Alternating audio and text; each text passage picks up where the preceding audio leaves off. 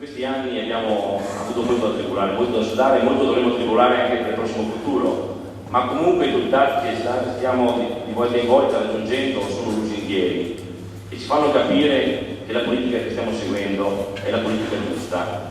Io che vivo da vicino le situazioni dell'amministrazione concreta della cosa pubblica mi rendo conto forse molto più dei cittadini che invece vivono la politica seguendo la TV, seguendo i dibattiti di show televisivi, leggendo magari i giornali, dove la politica che viene rappresentata è molto lontana da quella reale.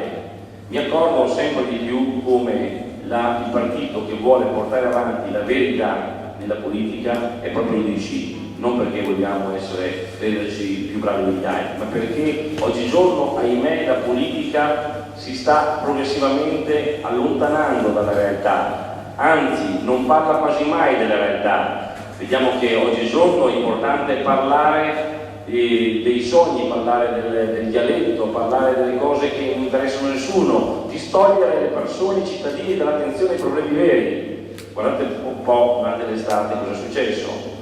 L'agricoltura va male, le mele rimangono nei campi, la frutta c'è un crollo del prezzo del latte, tutto il settore agricolo va male, eppure il ministro dell'agricoltura tutta estate non fa altro che parlare delle fiction dialetto, della necessità di introdurre il dialetto nelle scuole. Questo è stato il grande argomento, il grande tema per dare risposte all'agricoltura del nostro paese. Ecco quindi che si vuole portare avanti una politica dove i riflettori non sono mai sui problemi, perché i problemi implicano la capacità ad affrontarli e a cercare di risolverli. I problemi necessitano lo sforzo da parte del politico, quantomeno, anche se sono problemi difficili, di confrontarsi, di mettersi ad un tavolo, cercare di discutere, di cercare di individuare delle soluzioni. È più facile glissare, far finta che non esistano, è più facile parlare d'altro. Oggigiorno la politica, ogni giorno, come giustamente ha detto Riccardo prima, parla d'altro, parla di ciò che la gente non interessa, o magari che fa sempre attrae l'attenzione, o meglio distrae l'attenzione da quelle che sono invece le cose su cui si dovrebbe invece discutere. È stato emblematico ieri la frase di Casini ieri sera quando ha detto insomma questo lodo Alfano meno male non è certo il giudizio universale. Cominciamo a parlare dei problemi della gente, perché continuiamo a parlare di Berlusconi, continuiamo a parlare dei suoi problemi, continuiamo a parlare del dialetto, continuiamo a parlare della bandiera, continuiamo a parlare dell'inno di Mameli, ma non parliamo però dei problemi reali che attanagliano in questi giorni la gente. E problemi reali ce ne sono, e tanti sono. La cosa che mi dispiace è che l'assessore sociale ho modo purtroppo di vedere come realmente la politica di questo governo, di questo paese sta andando avanti. Da una parte si annunciano grandi riforme, si annunciano grandi risultati, si annuncia grande attenzione sociale, dall'altra io non ho mai visto una politica che va contro gli interessi della povera gente come si sta portando avanti in questo periodo. I fondi del sociale in momento di difficoltà economica dovrebbero quantomeno essere mantenuti, se non incrementati, eppure in 2 anni si è stati capaci di azzerare il trasferimento dallo Stato alle regioni. E questo è il federalismo. D'altra parte però si va in piazza e si dice viva il federalismo.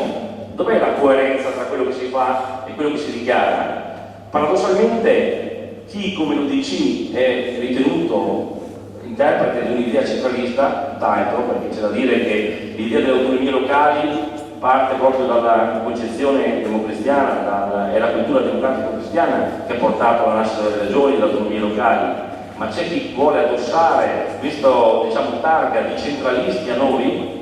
Siamo paradossalmente i più autonomisti, noi stessi anche nella politica, perché a decidere per il Veneto viene dato libertà al Veneto. Non abbiamo bisogno che vengano gli elicotteri da Milano o gli aerei da Roma per prendere decisioni nella nostra città. Qualcun altro che si dichiara autonomista, federalista dalla parte del popolo locale, del territorio del popolo veneto, però le loro decisioni vengono prese a 1000 km di distanza. E si dimostrano incapaci di decidere nemmeno su chi deve fare il sindaco a Verona. Abbiamo avuto l'anno scorso l'esempio del teatro dell'elicottero da Milano. Ecco quindi che la realtà è molto lontana da quello che viene dichiarato. Oggigiorno si parla di nord, si parla nelle nostre valli, si riempie la bocca in manifesti, ormai si imbratta dappertutto dicendo che qualcuno è il paladino del nord. Io vi posso assicurare che mai negli ultimi 2 anni il Veneto ha ricevuto, almeno nel mio settore, poche risorse rispetto al passato, e credo che a farne le spese sono proprio i cittadini più deboli della nostra regione, cittadini più deboli e a farne le spese sono anche quei servizi che sono nati e sono sviluppati principalmente nel Veneto, pensiamo a tutto il sistema delle scuole d'infanzia, che sono espressioni di sussidiarietà della società civile nei confronti dello Stato. Questi servizi che fanno risparmiare alle casse dello Stato sono i più bistrattati e nessun altro governo dovrebbe essere, guarda, centrodestra in teoria a supportare questi principi, perché la libertà di istruzione, di formazione è uno dei principi sacrosanti in cui il centrodestra è messo al primo posto nel programma. Eppure, se guardiamo i dati di questi giorni, sono quelli che hanno tagliato i fondi. Purtroppo questa è la triste realtà, perché ci troviamo di fronte a un governo che privilegia lo statalismo rispetto all'iniziativa privata, e guarda caso sono quelli che dichiarano il contrario. Ecco quindi che noi dobbiamo comunque essere orgogliosi delle nostre idee, non avere paura, ma dobbiamo comunque scendere in piazza come scendono gli altri, dobbiamo avere il coraggio di ribattere alle loro dichiarazioni, perché fino a che i cittadini sentono una voce a senso unico è chiaro che credono alle bugie. Ma noi dobbiamo avere il coraggio di scendere nelle piazze, ovunque, porta a porta, a smascherare le bugie che ci stanno raccontando ai nostri cittadini. E non è così difficile, perché i dati parlano da soli. Parliamo di federalismo. Vedete, ma quale federalismo? Se ogni giorno vediamo soldi che vengono dati per premiare coloro che sono le situazioni più inefficienti del nostro Paese. Se anche nella classificazione dell'eroga del patto di stabilità abbiamo visto premiato a Catania come tra le città più virtuose d'Italia. Qual è il federalismo di cui parliamo? E queste cose qui le approvate. Non certo che attaccano sempre gli altri, cosa fanno? Il primo provvedimento, anche adesso, settimana scorsa, provincia di Venezia, raddoppio delle indennità.